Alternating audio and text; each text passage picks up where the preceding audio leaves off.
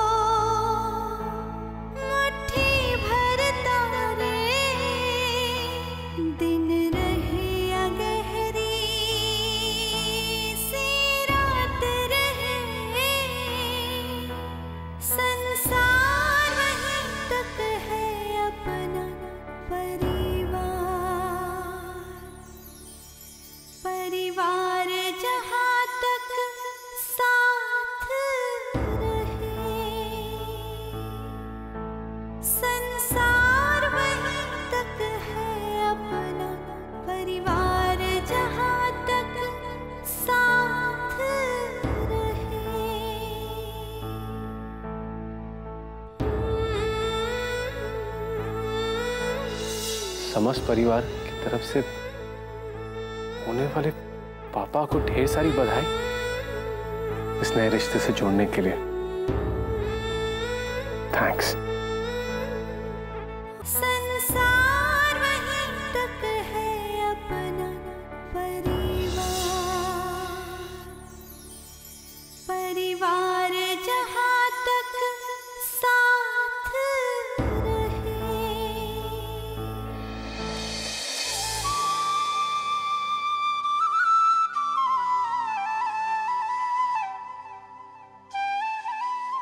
दादा मैं ऑफिस जाने के लिए तैयार हूँ। अरे भाई मैं भी तो तेरा ही वेट कर रहा हूँ। चल मैं भी तैयार हूँ। चल आइए आजी, हम लोग चलते हैं।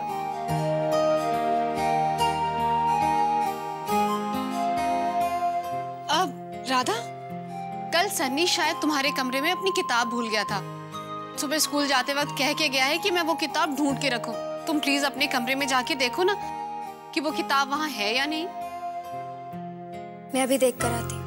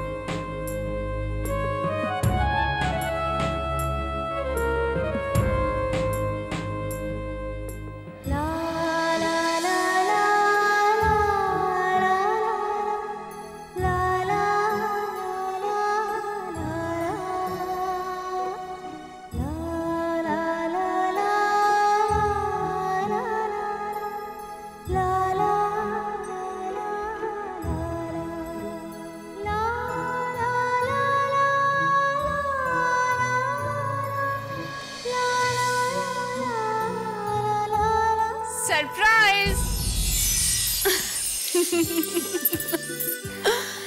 हमारी तरफ से ये गिफ्ट कैसा लगा? हमारे घर में आने वाले कल की इस पेंटिंग को संदीप ने बनाया है। ये पेंटिंग मेरी जिंदगी में बहुत मायने रखती है। मैं इसे जिंदगी भर संभाल कर रखूंगी। और मेरी तरफ से ये ऊन और बुनाई की सिलाइयां रख। बेटा तू अभी से अपने आने वाले बच्चे के लिए जुराबे और टोपियां बनाना शुरू कर दे। जब तक वो जन्म लेगा सर्दियां आ चुकी होंगी। हाँ, जब वो बच्चा इस घर में आएगा तो हम सबका बचपन भी वापस लौट आएगा। अच्छा हम लोग चलते हैं, तू जल्दी से नीचे आ जा।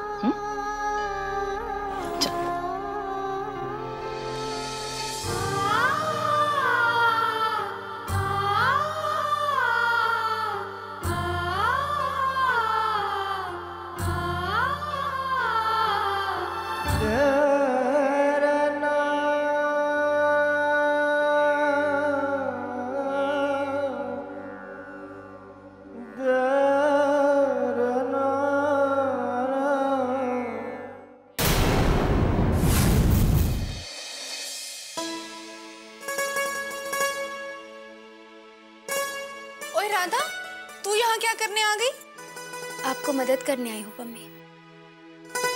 मुझे तुम्हारे हेल्प की कोई जरूरत नहीं है। और एसएमएस है ना, मैं घर का सारा काम संभाल लूंगी। हाँ, तू अपने कमरे में जाकर आराम कर, समझ गई ना?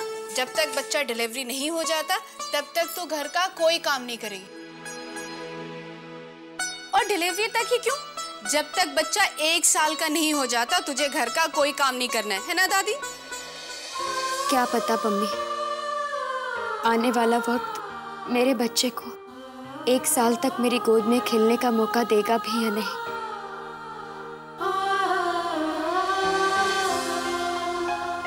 किस सोच में पड़ गई बेटी? माँ बनने का सुख बहुत मुश्किल से मिलता है। पम्मी ठीक कह रही है। और अगर इसे कोई दिक्कत आएगी तो मैं हूं ना इसकी मदद के लिए।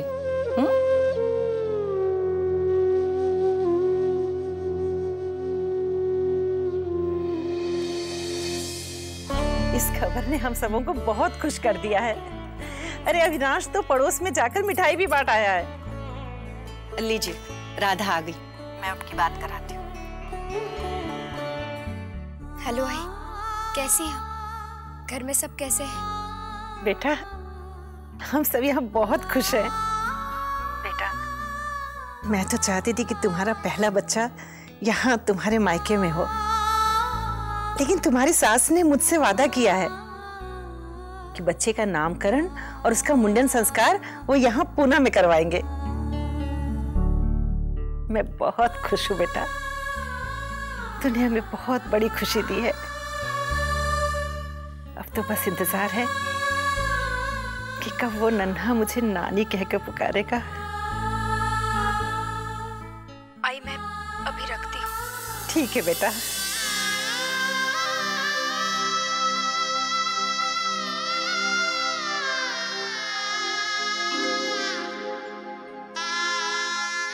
मम्मी जी, राधा ऐसे रोते हुए क्यों जा रही थी? अपनों से बात करते हुए ऐसे वक्त में आंखों से खुशी के आंसू निकल ही जाते हैं। भगवान ने औरत को ऐसा ही बनाया है, खुशी में भी आंसू निकल आते हैं और गम में भी। एक माँ के नसीब में और क्या क्या लिख कर रखा है आपने भगवान। कैसी खुशी दी है आपने मुझे। मेरे अंश को भी आप अपना कहने नहीं देंगे मुझे। ये किस दुविधा में डाल दिया है आपने मुझे। एक तरफ श्लोक है जिसके साथ अग्नि को साक्षी मानकर 7 जन्म निभाने का वादा दिया है। हर दुख में उसका साथ देने की कसम खाई है। और दूसरी तरफ मेरा बच्चा और मेरी ममता। श्लोक को जेल कैसे जाने, वो बेगुनाह है भगवान, उसका कोई कसूर नहीं है। लेकिन मैं अपने बच्चे को अपने गोद से अलग होते हुए भी नहीं देख पाऊंगी। क्या करूं भगवान?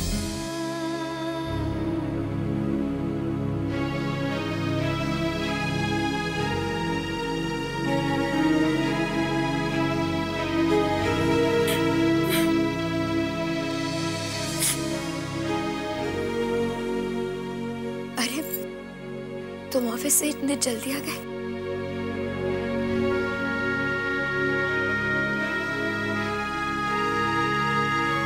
लगता है अपने हिस्से के आंसू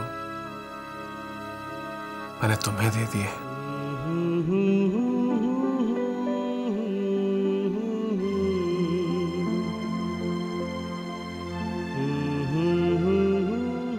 आओ मेरे साथ। यहाँ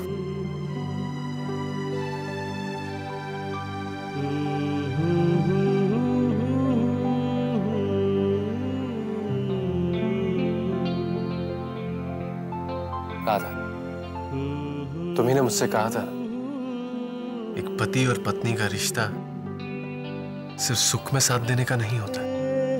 इन आंसुओं में से मेरा हिस्सा मुझे नहीं दोगी? क्या अपने इस दुख में मुझे भागीदार नहीं बनाओगी? अगर मैं तुम्हें अपने आप से अलग कर लूंगी तो फिर मैं कैसे जी पाऊंगी?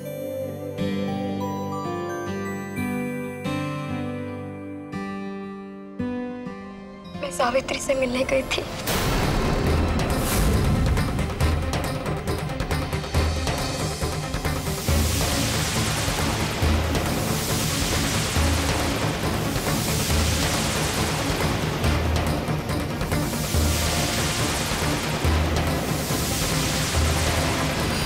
ये तुम क्या कह रही हो राधा?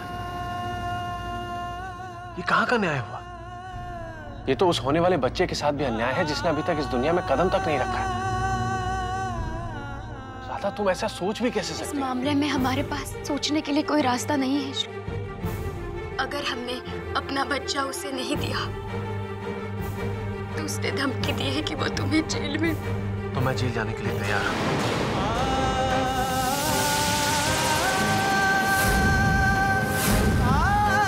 सावित्री का गुनहगार मैं होना है। वो कोर्ट जाना चाहती है तो जाए। अगर अदालत मुझे गुनहगार मानती है तो मैं हर सजा भुगतने के लिए तैयार हो रहा था, लेकिन नहीं। मेरी औलाद का भविष्य कोई और तय नहीं करेगा।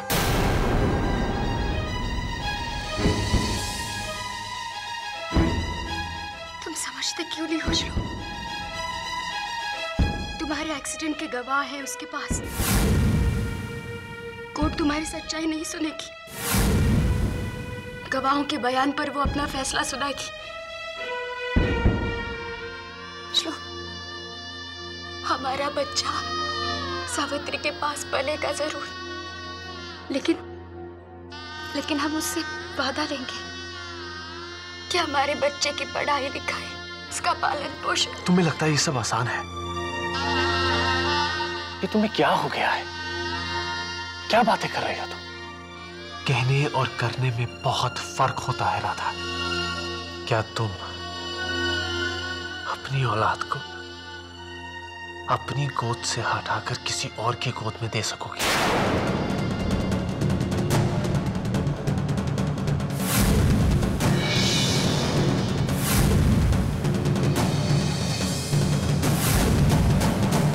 क्या ऐसा कर सकती हो राधा?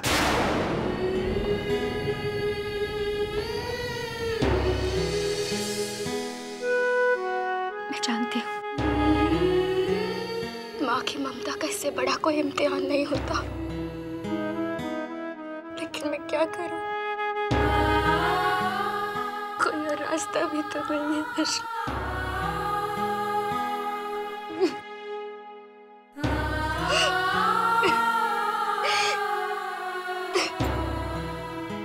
मेरी दुनिया तुमसे शुरू होती है और तुम्हें पर ही खत्म हो जाती है। मैं तुम्हें जेल जाते हुए नहीं देख सकती श्लोक। रास्ता मिल जाएगा राधा, रास्ता मिल जाएगा, अपने प्यार के लिए अपनी ममता का बलिदान मत दो। मैं कोई बलिदान नहीं दे रही हूँ। मैं बस पत्नी होने का फर्ज निभाने की कोशिश कर रही हूँ। इस बच्चे को दुनिया में लाने का फैसला हम दोनों ने लिया था ना, तो मैं चाहती हूँ कि अपने इस बच्चे को सावित्री के हवाले करने के इस फैसले में भी हम दोनों की रजामंदी शामिल। मुझे मंजूर नहीं। मैं तुम्हारे बिना नहीं रह पाऊंगी।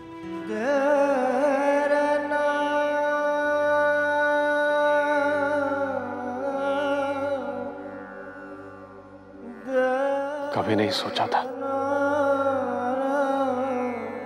कि ये खुशी सांस लेने से पहले ही दम तोड़ देगी।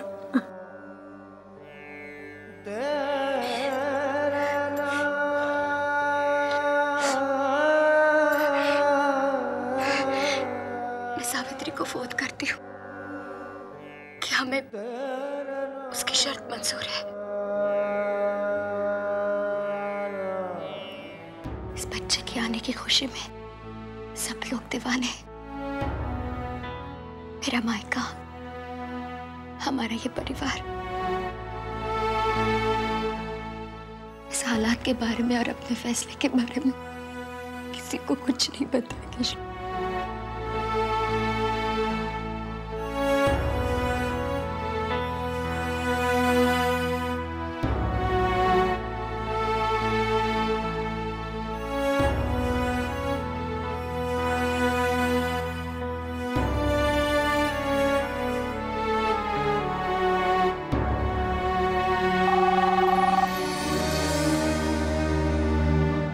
सावित्री,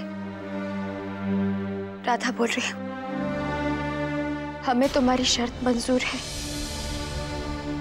मुझे लगा कि तुम मेरी ये शर्त पूरी नहीं कर पाओगी, इसलिए मैंने तुम्हें मेरी दूसरी शर्त नहीं बताई। इसके साथ मेरी एक और शर्त है। कौन शर्त?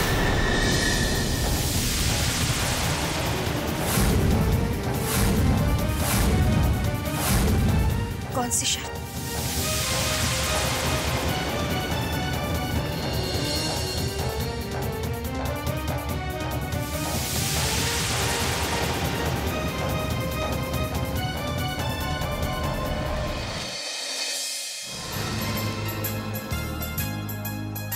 हाँ, ये लड्डू, केसर वाला दूध और फ्रूट सब तुम्हारे लिए।